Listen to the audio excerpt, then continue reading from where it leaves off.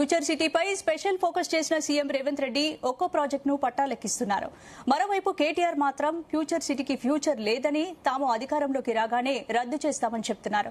Pharma city భూములను తిరిగి రైతులకు ఇస్తామని హామీ ఇచ్చిన కాంగ్రెస్ ఎందుకు ఇవ్వడం లేదని ప్రశ్నిస్తున్నారు.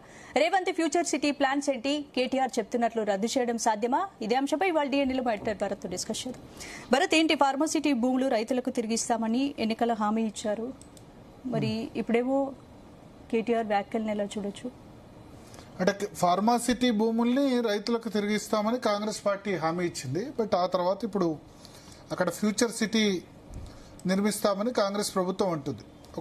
చూడాలి, 14,000 ఎకరాలు మహేశ్వరం, ఇబ్రహీంపట్నం ఈ రెండు కాన్స్టిట్యున్సీలో ఫార్మా సిటీ కోసం అక్కడ బీఆర్ఎస్ ప్రభుత్వం సేకరించింది.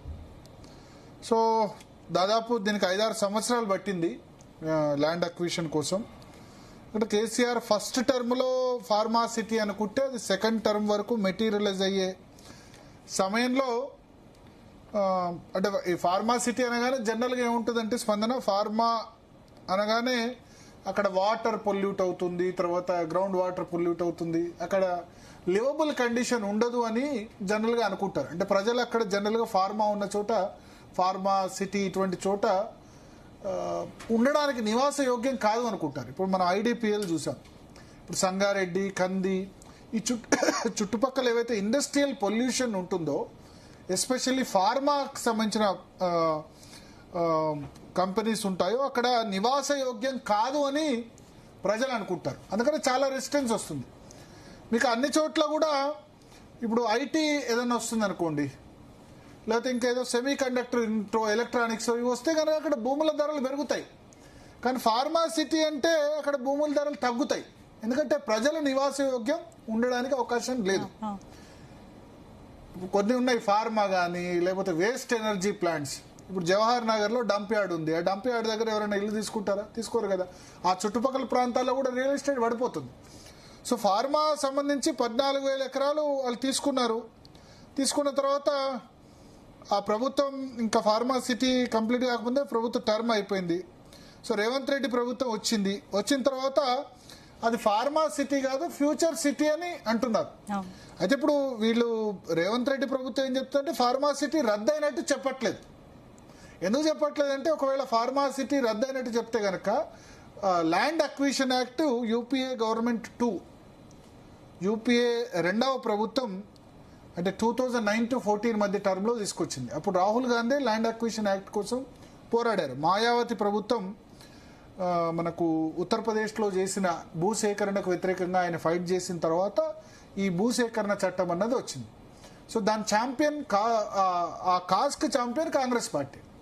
అంతకుముందు భూసేకరణ ఇష్టం ఉన్నట్టు తీసుకునేవాళ్ళు, కానీ అర్బన్ ఏరియాస్లో అయితే 2.5%, రూరల్ ఏరియాస్ 2.5 times 2.5% కాదు, అర్బన్ ఏరియాస్లో అయితే 250%, రూరల్ ఏరియాస్లో అయితే 400%, అంటే 4 times ఎక్కువ పరిహారం ఇవ్వాలని కాంగ్రెస్ పార్టీ అప్పుడు చట్టం చేసింది. సో ఆ చట్టంలో ప్రధానది ఏంటంటే, ఏ పర్పస్ కోసం అయితే భూమి సేకరిస్తున్నారో ఆ పర్పస్ కాకుండా వేరే పర్పస్కు వినియోగించిన భూముల్ని రైతులకు తిరిగి ఇచ్చేయాలని ఉంది ఆ చట్టంలో. అంటే పలానా ఒక చోట మేము ఏదో ఫ్యాక్టరీ తీసుకొస్తామని చెప్పి దాన్ని రియల్ ఎస్టేట్ కోసం ఇచ్చారనుకోండి, ఆ భూమిని ఎవరైతే కంపెన్సేషన్ తీసుకొని వాళ్ళు ఆ రైతులకి ఇచ్చేసినా సరే, మళ్ళా ఆ పర్పస్ కాకుండా వేరే పర్పస్ కోసం యూజ్ చేస్తే దాన్ని ఆ భూముల్ని వాళ్ళకి తిరిగి ఇవ్వాల్సి ఉంటుంది. అది భూసేకరణ చట్టంలో ఉంది. సో ఇప్పుడు కేటీఆర్ ఏమన్నారంటే, ఫార్మా సిటీ రద్దు చేసి ఆ భూములు తిరిగి రైతులకు ఇస్తామన్నారు. ఆ భూములు వెనక్కి ఇచ్చేది లేదని ఇప్పుడు అంటున్నారు. ఇప్పుడు ఈ ఫ్యూచర్ సిటీ ఏదైతే నిర్మిస్తున్నారో ఆ ఫ్యూచర్ సంబంధించి మేమైతే అక్కడ ఫ్యూచర్ సిటీలో పెట్టుబడులు పెట్టే వాళ్ళకైతే చెప్తున్నాం, ఖచ్చితంగా అది చట్ట ప్రకారం వాళ్ళు ముందుకు వెళ్ళాలి, అక్కడ ఫ్యూచర్ సిటీ అన్నది ఉండదు అని చెప్పి ఇండైరెక్ట్గా వార్నింగ్ ఇచ్చారు. చాలా సందర్భాల్లో చెప్తున్నారు. ఈవెన్ కేసీఆర్ కూడా ప్రెస్ కాన్ఫరెన్స్లో చెప్తున్నారు, మేము మొట్టమొదట హైడ్రాన్ రద్దు చేస్తాం, ఫ్యూచర్ సిటీలో దాన్ని రద్దు చేస్తామని చెప్తున్నారు. సో ఇప్పుడు 16,000 ఎకరాలు ఉంది. రేవంత్ రెడ్డి ప్రభుత్వం ఇంకా కూడా ల్యాండ్ సమీకరించే ప్రయత్నంలో ఉంది. అక్కడ ఆల్రెడీ ఇప్పుడు మొన్న FCRDA future city development authority సంబంధించిన కార్యాలయం కూడా చాలా ఫాస్ట్గా కన్స్ట్రక్షన్ చేశారు. రేవంత్ రెడ్డి ఉద్దేశం మనకి ఏం కనబడుతుందంటే హైదరాబాద్లో 4th సిటీ అంటే ఇప్పుడు హైదరాబాద్ సికింద్రాబాద్ జంట నగరాలు, సైబరాబాద్ 3rd సిటీ చంద్రబాబు నాయుడు హయాంలో స్టార్ట్ అయ్యి రాజశేఖర రెడ్డి హయాంలో అది పూర్తిగా డెవలప్ అయింది. సైబరాబాద్ ఒక పెద్ద నగరం అయిపోయింది ఇప్పుడు.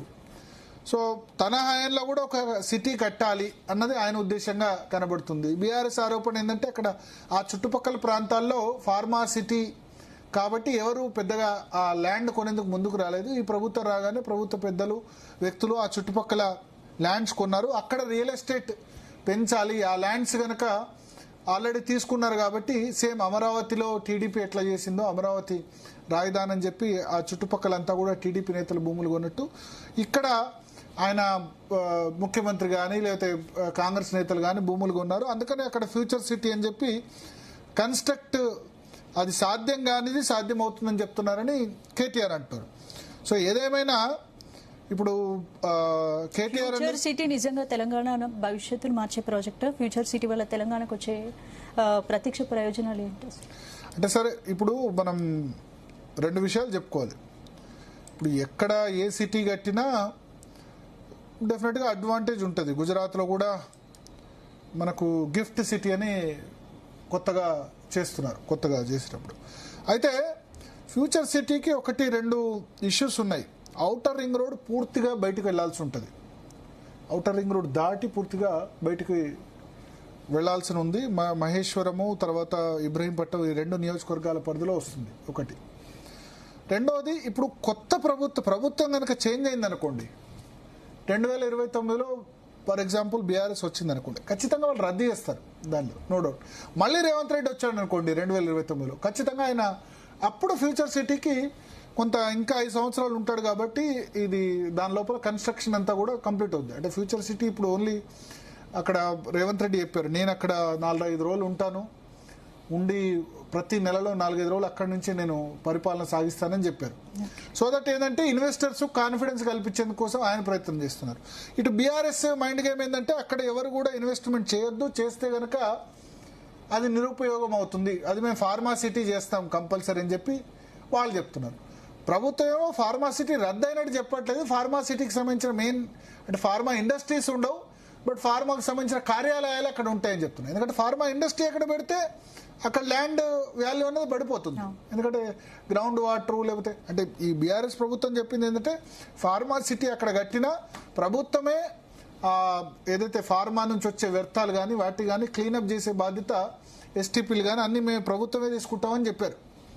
సో ఎంతవరకు జరుగుతుందో తెలియదు, బట్ ఇద్దరిది మైండ్ గేమే అంతే కదా. మీరు అన్నట్టు ఆ ఫ్యూచర్ సిటీ నిర్మాణం ఎట్లా అవుతుందంటే 2029లో రేవంత్ రెడ్డి అధికారంలోకి వస్తే ఖచ్చితంగా ఫ్యూచర్ సిటీ 5 సంవత్సరాలు ఇంకా ఉంటుంది కాబట్టి ఇబ్బంది ఉండదు. ఇప్పుడు కేటీఆర్ అంటారు రేవంత్ ఫ్యూచర్కి దిక్కులేదు, రాహుల్ గాంధీ కోపం వస్తే ఒక్కరోజు ఫ్యూచర్ లేని వాళ్ళు అయితే ఏమవుతుంది అని చెప్పి ఆయన రేవంత్ తన అల్లుడికి భూమి ఉంది, తమ్ముడికి ఫార్మా భూములు ఇస్తామంటే చట్టం ఒప్పుకోదంటూ ఇండైరెక్ట్గా సెటిల్ విదురుతున్నారు. బీఆర్ఎస్ అధికారంలోకి వస్తే ఖచ్చితంగా ఫ్యూచర్ సిటీ విషయంలో ముందుకోదు. సో ఇదంతా కూడా ఏంటంటే మైండ్ గేమ్. ఒకళ్ళేమో ఇన్వెస్ట్మెంట్స్ రండి ఇక్కడ ఫార్మా సిటీలో పెట్టండి, ఫార్మా సిటీ అంటే ఫ్యూచర్ సిటీలో పెట్టుబడులు పెట్టండి అని రేవంత్ రెడ్డి ఆహ్వానిస్తున్నారు. మొన్న మనకు తెలుసు డిసెంబర్లో ప్రభుత్వ 2వ వార్షికోత్సవం అంతా కూడా ఫ్యూచర్ సిటీలోనే జరిగింది. సో ఇటు బీఆర్ఎస్ నుంచి ఏంటంటే ఖచ్చితంగా మేమైతే ఆ ఫ్యూచర్ సిటీ మేము అధికారంలోకి వస్తే మాత్రం ఉండదంటారు. మాట్లాడదాం మనతో పాటు